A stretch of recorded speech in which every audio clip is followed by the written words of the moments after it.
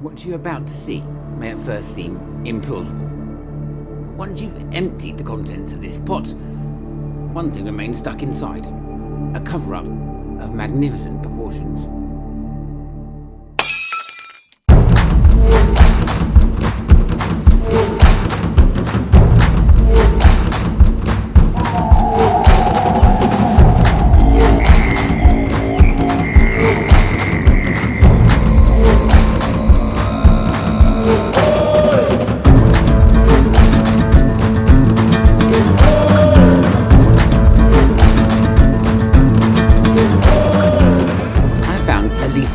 Maybe 6 sites around London Docklands in a zigzag, all showing clear signs of a UFO impact.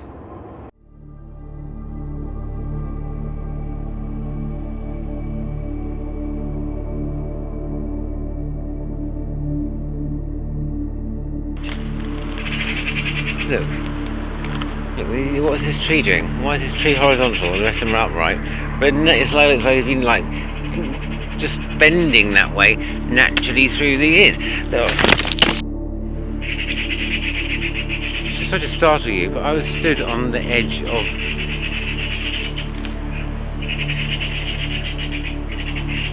those birds. Listen to them. They really don't like me being stood here. They're telling me to get out. In fact, they don't think it's safe. Listen. They're crows too, and I like crows, they know me. But it's like, look, something has been flying around here and pulled this, like, side of what looks like a boat into this very strange spot. Birds are going absolutely apeshit all of a sudden. And I've got to the top of this, like vortex. All the trees are like bent over, like they're really going up, like the rest of them, but they're not. Look, these ones here are all like bent right the way over. Just something has bent them over. And there's this down here. So just more weirdness around this spot. This floor feels really weak as well, because I go through this one as well. I'll tread very carefully.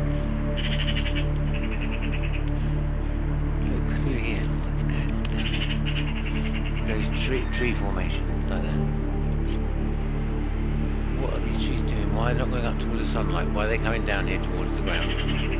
They're sticking along the ground. And then, whoa, this is going to give way, this floor. I'm telling you, I'm on top of something again. I'm going to hazard a guess and say that underneath that central part of mound, there's a UFO. So I could feel it on the top of the bedroom window about a mile away. I was telling my ex about it. I was saying there's a vortex of energy going down just where I am, stood now. And here is a pile of UFO-shaped mud. And my foot just went through it. Down.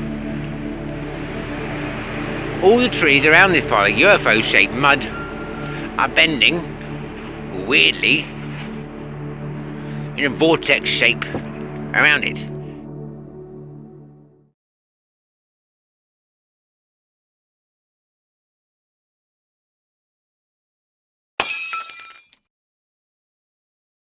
All of them are made up of a big mound of earth, at one of which no one has really bothered covering up the UFO jutting out. And at all of the sites, all the trees are bent away from the impact coordinates, no matter how old the woodwork.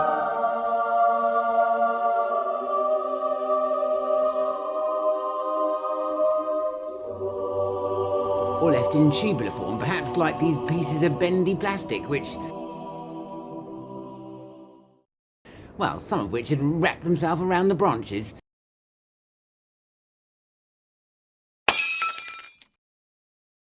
Strikingly, these are all in areas that were once and still are considered public freeway, although now have got a little obstacle course of no entry signs, warning signs and temporary fences to have to get over to get to them. Okay, handily, I found this sneaky little entrance into the bit which has been blocked off to the public. ever since this happened. I'm assuming.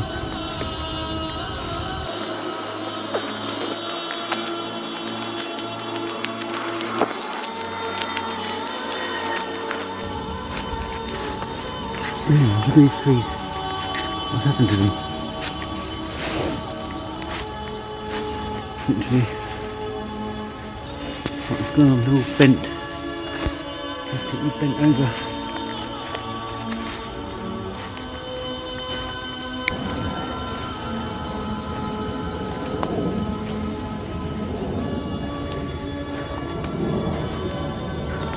And all this like plastic tubing on the floor.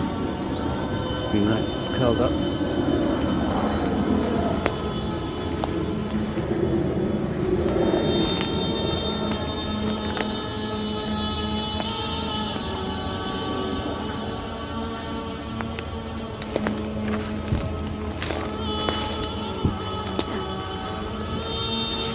And here we have the pièce de résistance, shall we say.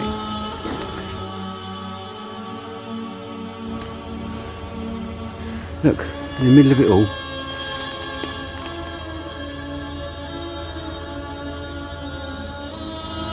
What's that?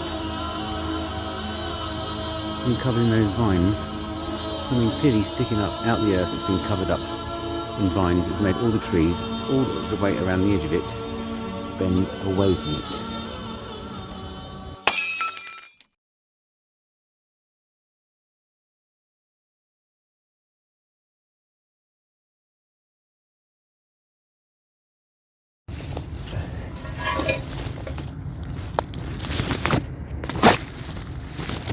So what on earth is going on here, and how long has it been since all this began, and why exactly are we not being told?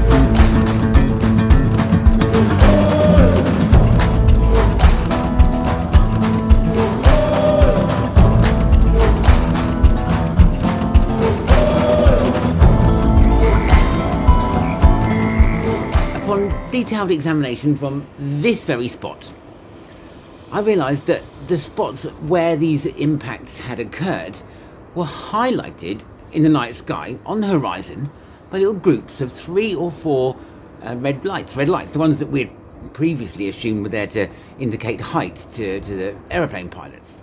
I mean, isn't that a bit too much of a coincidence? That, these little red light clusters are exactly where these impact sites occurred. I mean, what I'm supposing is that these red lights are in fact nothing to do with indicating anything to our pilots.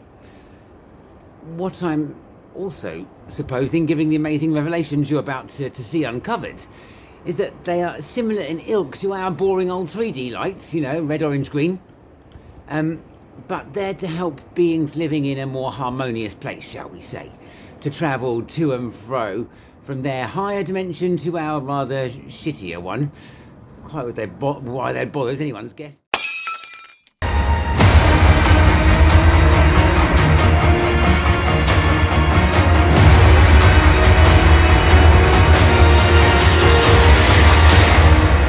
But firstly, how did little old me find this information out? To begin with, it was by simply staring from this spot over this very horizon. Like some bizarre macaw. In my mind's eye, kind of folded in onto one spot precisely.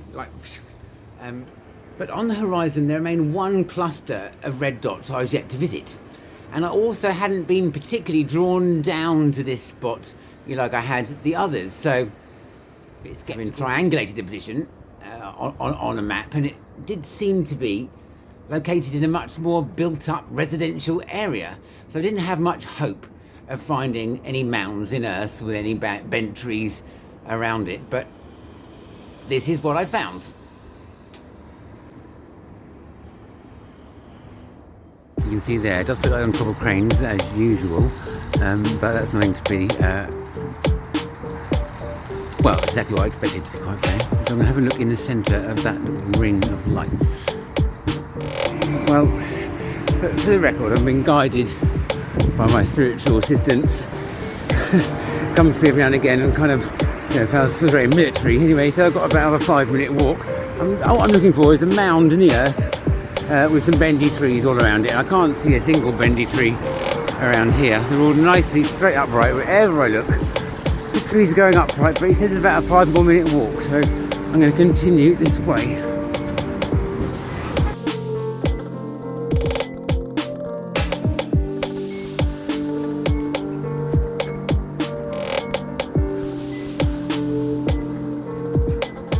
Right, here we are, coming up to it. Okay, the first evidence of some strange trees. This side are pretty straight. Whereas this side of the road are, well, far from straight.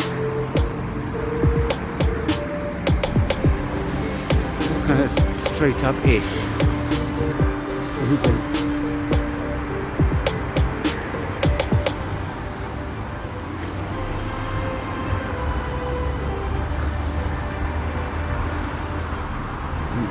In the centre of the ground is like a big, another mound. It's a mound just here, look.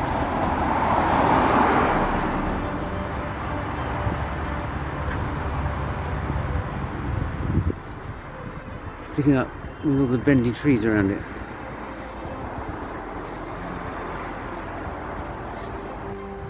Sure that is under there. I think that's somewhere to come and dig up one day.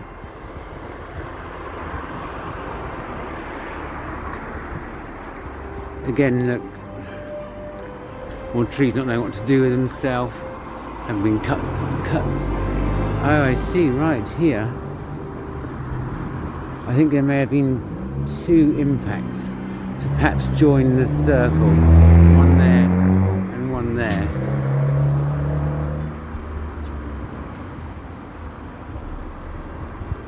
I think, I can feel that. Ooh, the energy coming from this spot, folks, is quite unreal. I'm going to have to go in there.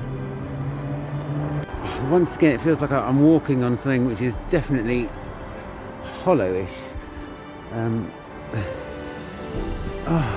Over here, look, you can see the weird trees.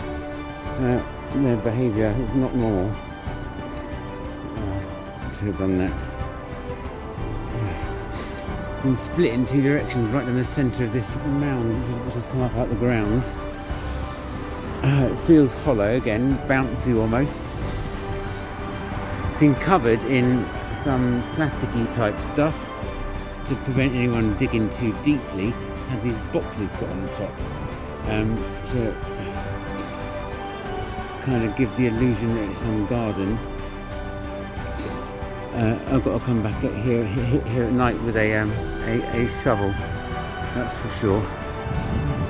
Just to show the proximity to the light, the red lights in the sky, the crash light's just there, down hidden behind that bridge, and the lights are just there, the top of that thing, so kind of within 80 metres or so of the lights. So to finish off my weird as hell story about impacted UFOs causing deep Earth electromagnetic reactions, I wanted to conclude with some words of my spiritual assistant, a man who I've become quite close to recently. He calls himself Pythagoras, and is allegedly now the commander of time itself. So he should know a thing or two about these impact sites. So I'm going to leave you with some words from him. Hello. So back in 1981 and on through the Back to the Future era, the beings and citizens occupying inner Earth had decided enough is enough. They simply felt they could no longer sit by and wait for the day you would reach out and connect yourself with them. They had to begin the process of connecting with you somehow. I, Pythagoras, was one of the various esteemed names consulted with regard to making a plan to get your attention. but was executed from this particular endeavour. However, my plan was also implemented at around the same time, with a ramp-up of the design and implementation of the marvellous crop circles you can still see today. And just you wait till 2022. What changes will have been effected, what joys you'll be able to partake in, provided direct to this dimension in its final throes by the Creator himself. Back to the plan, there was a team of brave warriors who undertook to sacrifice 5 of their lives in an attempt to bust through the dimensional barriers by literally going kamikaze style up each dimensional rift, securing themselves in a new dimension with a bang, and then a broken down UFO and a fair few weird bent trees to boot. These posts were then used to construct the first tunnel between inner Earth and this Earth.